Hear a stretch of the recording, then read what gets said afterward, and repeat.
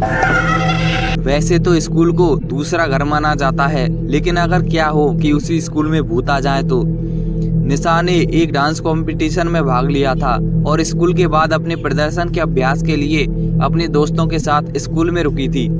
Dance की practice के दौरान निशा के एक दोस्त के चोट लग जाती है और वह जमीन पर गिर जाता है। स्कूल के सभी शिक्षक जा चुके थे और बच्चों के पास उनकी मदद करने वाला कोई नहीं था। तभी निशा दौड़कर मेडिकल रूम में गई, लेकिन तब तक वहाँ पे ताला लग चुका था। उसी वक्त निशा को लगा जैसे उसके पीछे से कोई ऊपर चला गया हो। जब वह खड़ी हुई तो उसने एक परछाई को ऊपर जाते हुए देखा। निशा को लगा कि शायद स्कूल स्टाफ में से कोई भी स्कूल में होगा और इसीलिए निशा उसे रोकने के लिए उसके पीछे दौड़ी। निशा स्कूल की तीसरी मंजिल पर आ गई थी, जहाँ पे किसी का भी जाना अलाउ नहीं था। पहले तो निशा वहीं सीढ़ियों के पास खड़ी हो गई और चिल्लाने लगी, लेकिन उसे कोई जवाब नहीं मिला। तो वह थोड़ा और आगे गई और उसने देखा कि उस मंजिल पर केवल एक ही कमरा था और वह भी बंद था। निशा को कुछ समझ नहीं आ रहा था, तो वह छाया को अपने मन का भ्रम समझकर वापस जाने लगी। लेकिन तभी उसे एक अजीब सी आवाज़ सुनाई दी। जब निशा ने मुड़कर उस कमरे की ओर देखा तो उस कमरे का ताला टूटा हुआ था और वह नीचे गिर गया था। निशा चौंक गई। उसने कमरे के अंदर जाकर देखा कि एक आदमी खिड़की की तरफ मुंह किए खड़ा है। निशा ने उससे पूछा कि क्या आप उसके साथ चलकर उसकी मदद करोगे, लेकिन उस आदमी ने निशा को कोई प्रतिक्रिया न दी।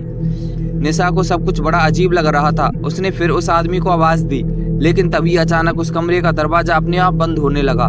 यह सब देखकर निशा बहुत तेज डर गई। वह भागकर दरवाजे की ओर गई और उसे खोलने की कोशिश करने लगी, लेकिन दरवाजा नहीं खुल रहा था। तभी निशा को उस आदमी के हंसने की आवाज़ सुनाई देने लगी। वह बहुत ही भयानक तरीके से हंस रहा था और धीरे धीरे उसकी हंसी तेज होती जा रही थी।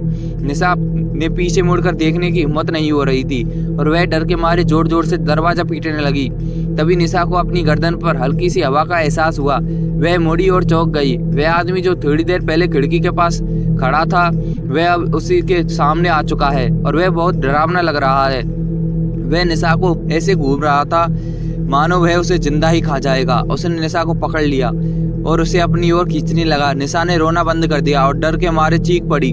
उस आदमी ने निशा के मुंह पर हाथ रख दिया और निशा को गालियां देने लगा। उधर निशा को ढूंढते हुए उसके दोस्त और स्कूल गार्ड उस कमरे तक पहुंच गए जहां उसे निशा की चीख सुनाई दी। वे जल्दी से उस कमरे में गए और देखा कि निशा जमीन पर बैठी रो रही है। उसके पास कोई नहीं है और उसके सारे कपड़े फटे हुए हैं और इसका चेहरे पे चोट के निशान थे।